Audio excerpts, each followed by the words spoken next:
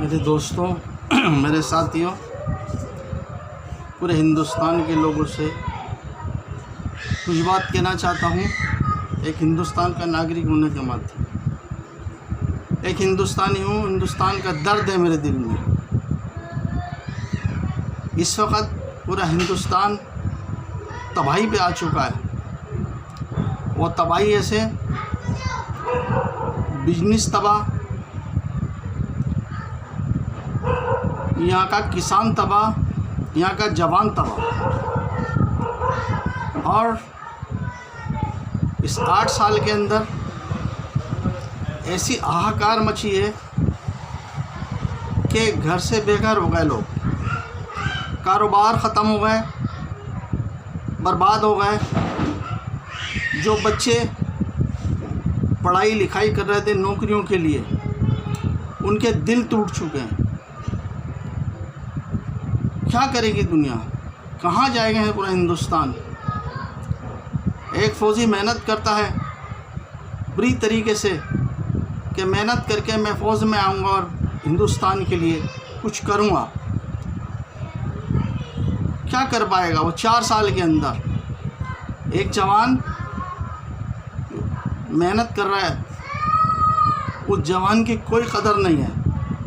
जो जवान पूरे हिंदुस्तान को हमारे सेफ्टी देता है, पूरे हिंदुस्तान के लिए जान कुर्बान करता है, बच्चे कुर्बान करता है, सब चीज़ कुर्बान करता है, उसको क्या मिल रहा है? सड़कों पे धक्के, परेशानी, उसके बच्चे परेशान। क्या चीज़ मिल रही है उसे? उनसे उम्मीद से मेहनत करी कि मैं फ़ौज में जाऊंगा, मेहनत करूंगा, कुछ बनूंगा। क्या बनेगा? 4 साल में क्या कर पाएगा आदमी? 4 साल में वहाँ तक आने के लिए उसे इतने पैसे लगेंगे, फ़ौज में भर्ती होने के लिए उससे ज़्यादा खर्चा उसका हो जाएगा।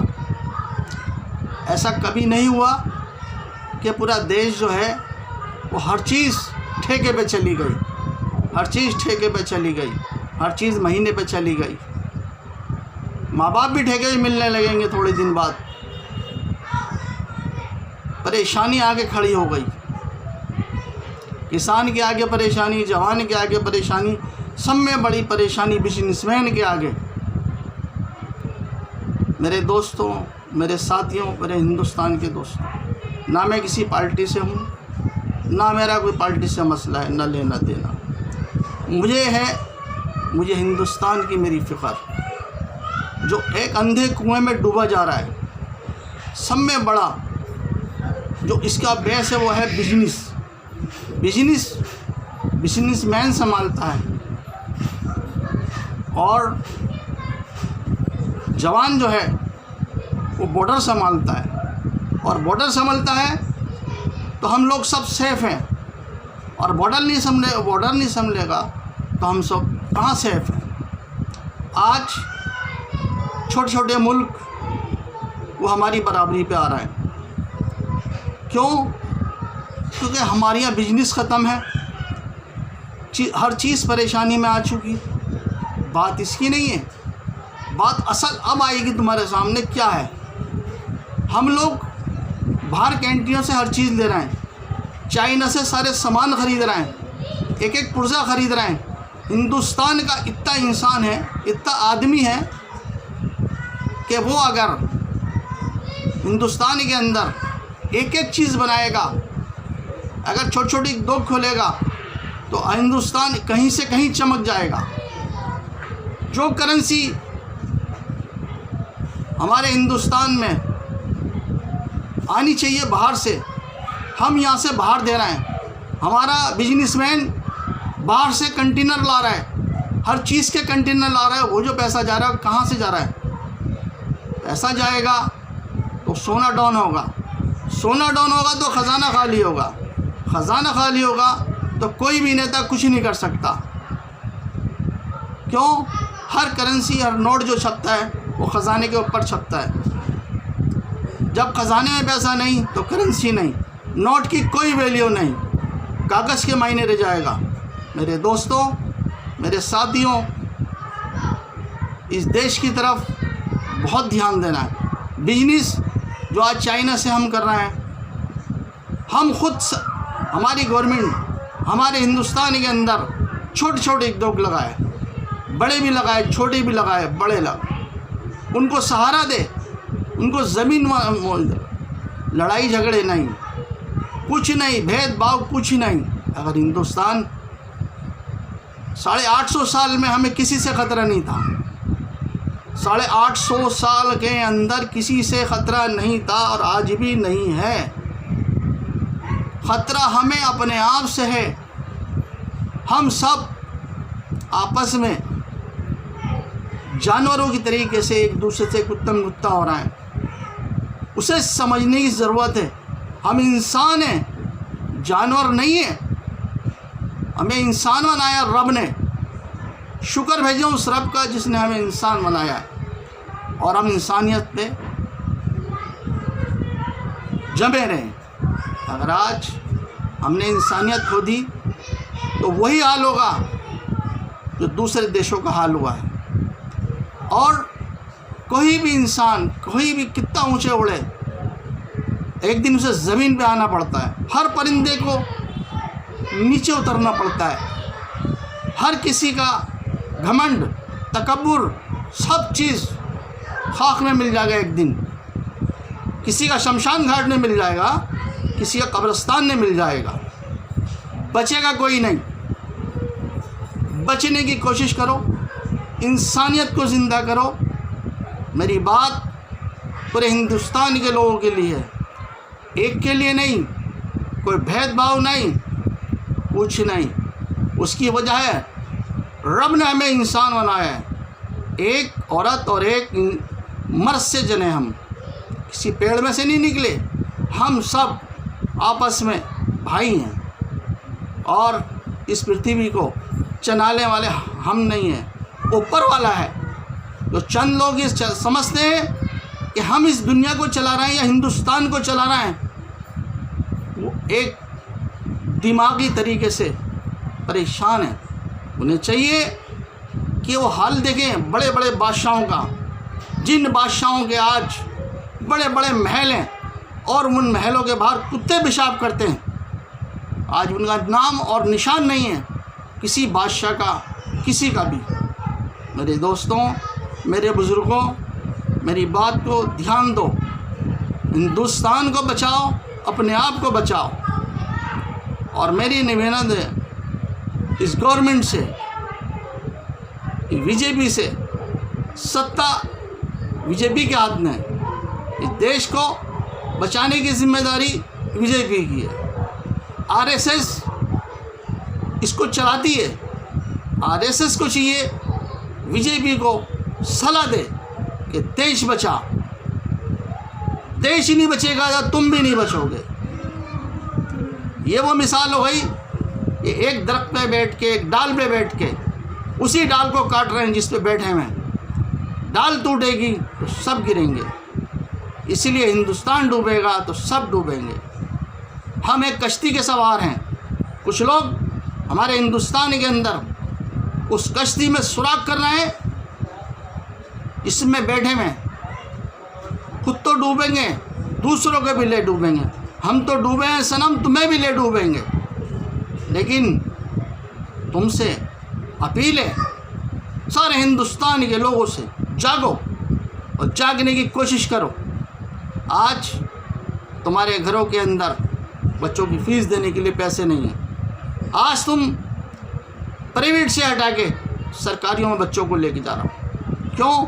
बिजनेस पिट गया, छोटे छोटे उद्योग बंद हो गए। क्यों बंद हो गए?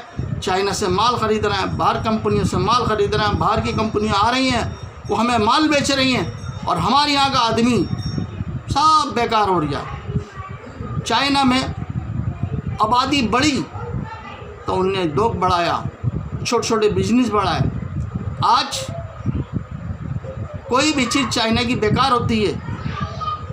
लास्ट से लास्ट जो चीज़ बेकार होती है, इस्तेमाल होने वाली है, जिसको फेंक देता है आदमी, जिसे पकड़ना गवारा नहीं करता, कंडोम से पकड़ना गवारा नहीं करता, उसे इस्तेमाल के बाद में और उसे धोने के बाद में उसे ढाल के फिर हिंदुस्तान के अंदर खिलौने बना के फिर हमारे हिंदुस्तान के अंदर हमारे मासूम बच्चों को दिए जाते हैं। वो समझने की कोशिश करो हिंदुस्तानियों, मेरे दोस्तों, मेरे भाइयों, मैं तमाम हिंदू, मुसलमान, सिख, ईसाई तमाम बिरादर से कहता हूँ, मान लो मेरी बात, बचा लो हिंदुस्तान, बचा लो हिंदुस्तान। सब में पहले आरएसएस से कहूँगा, आरएसएस वाले इस बात को किसी तरीके से भी समझें कि छोटे छोटे हमारे हिंदुस्तान के अंदर कारखाने लगें, आइटमें बने, अपनी बने, किसी की ग़ुलामी नहीं। हमारा देश कहाँ जा रहा है? ग़ुलामी की तरफ। फिर ग़ुलाम 850 साल ग़ुलामी करी, फिर ग़ुलामी कराओगे। और तुम क्या समझते हो? तुम जितने भी नेता बने हुए हो, तुम्हारी उम्रें 60 65 साल हो गई, 70 साल हो गई, तुम्हारे पास वक्त नहीं बचा, 10-12 साल बचे हैं। किस पैसे का क्या करोगे? तुम्हारे बच्चे, तुम्हारी नस्लें तुम्हें कोसेंगी, तुम्हें थूकेंगी कि हमारे बड़ों ने और हमारे जो हिंदुस्तान को बचाने वाले थे उन्होंने बचाया नहीं। तो हम पेट्रोल डालने का काम कर रहा हो, बचाओ हिंदुस्तान को और अपने यहाँ छोटे छोटे दोग लगाओ, ये छोटे छोटे झगड़ों को बंद करो और हिंदुस्तान के लिए कुर्बानी दो। आपस में एक दूसरे से मिल के लो। ये नोटबंदी, जीएसटी, बिजनेसमैन सब तबाह हो गया। 18%, 28% जिस आदमी की तनख्वाह थी मालूम है 10,000 रुपये, जो 10,000 का बनिए के यहाँ सामान लाता था, आज वो 10,000 का सामान नहीं लाता, आज उसके 10,000 की वैल्यू 6,000 रुपये की रह गई है। 4,000 उसकी तनख्वाह में से घट गए तुम्हारे कारण। गरीब रो रहा है, उसके बच्चे रो रहे हैं, रोटी खाने के लिए नहीं है, औरतें परेशान हैं, बच्चे परेशान हैं, कपड़े नहीं है पहनने के लिए लोगों के पास। 4 आदमी अच्छे होने से अच्छे नहीं रहते। हिंदुस्तान किस ने कहाँ पर आ गया है, किस प्लेटफार्म पे आ गया है। दूसरे मुल्क जो हमसे छोटे थे, जो उनकी वैल्यू नहीं थी कुछ, आज वो कहाँ पहुँच रहे हैं। हम एक हाई लेवल पे आने के टाइम थे, जैसे जहाज़ क्रैश हो जाता है ना, इस तरीके से हिंदुस्तान बर्बादी के कहार पे है। जैसे उसका पेट्रोल ख़त्म हो जाता है, जहाज़ का नीचे गिरने लगता है, ऐसे ही हम लोगों की ज़िंदगियाँ, बिजनेस तबाह, जवान तबाह, किसान तबाह। बताओ छोटे छोटे लोग तबाह। किस तरीके से हम अपनी ज़िंदगी जिएं? बताओ मेरे दोस्तों। अपील करता हूँ नरेंद्र मोदी साहब से, अमित शाह साहब से और इस हिंदुस्तान के आरएसएस से उम्मीद करता हूँ कि इन्हें जगाए और हमारे जो बड़े बिजनेसमैन हैं जो इस देश को चला रहे हैं, समझें इस बात को। उन्हें भी इसी हिंदुस्तान में रहना है, उन्हें भी इसी धरती में आना है, उन्हें भी एक दिन शमशान घाट पे लेटना है, उन्हें भी चिता पे लेटना है। दूसरों को चिता पे ना लिटाओ। ऐसा ना हो तुम्हारी भी चिताएं हज़ारों बार जले एक बार जलने के बाद। या ऐसे भी लोग हैं जो मरने के बाद हज़ारों बार उनके साथ दफनाने के बाद में भी निकाल के दोबारा उनको उनका अज़ाब हो उनके साथ। समझने की कोशिश करो। मुसलमान हो या हिंदू हो या सिख हो या ईसाई हो, अगर वो गलत हिंदुस्तान को गलत रास्ते पे लेके जाता है, हिंदुस्तान के हक़ में नहीं है, वो हक़ से बाहर है, वो हिंदुस्तान का नागरिक नहीं है, जो हिंदुस्तान के भले में नहीं है। भले में आने की कोशिश करो। हिंदुस्तान एक सोने की चिड़िया थी, इसको पाने के लिए, इसको हासिल करने के लिए बाहर कंट्रियों ने, बाहर मुल्कों ने बड़ी कोशिशें करी और आज वो कामयाब हो गए। और आज हमारे हिंदुस्तानी बेवकूफ़ लोग समझ नहीं रहे, लालच, पैसे का, सिर्फ तुम्हारा लालच। तुम डूब रहे हो, सोच जाओ तुम बच जाओगे, तुम भी नहीं बचोगे। मौत किसी को नहीं छोड़ती। ज़िंदगी 60, 70, 80 साल, 100 साल, मौत तो आएगी। कर भला तो हो भला, अंत भले का भला। मेरे दोस्तों, मेरे बुज़ुर्गों, मेरे हिंदुस्तानी दोस्तों, मेरी बात यहीं ख़त्म करके मैं अपने हिंदुस्तान के लिए सबको धन्यवाद करता हूँ और सोचता हूँ कि सब मिलके इस काम को अंजाम देंगे। मेरी तरफ़ से आप सबके लिए दुआएं हैं।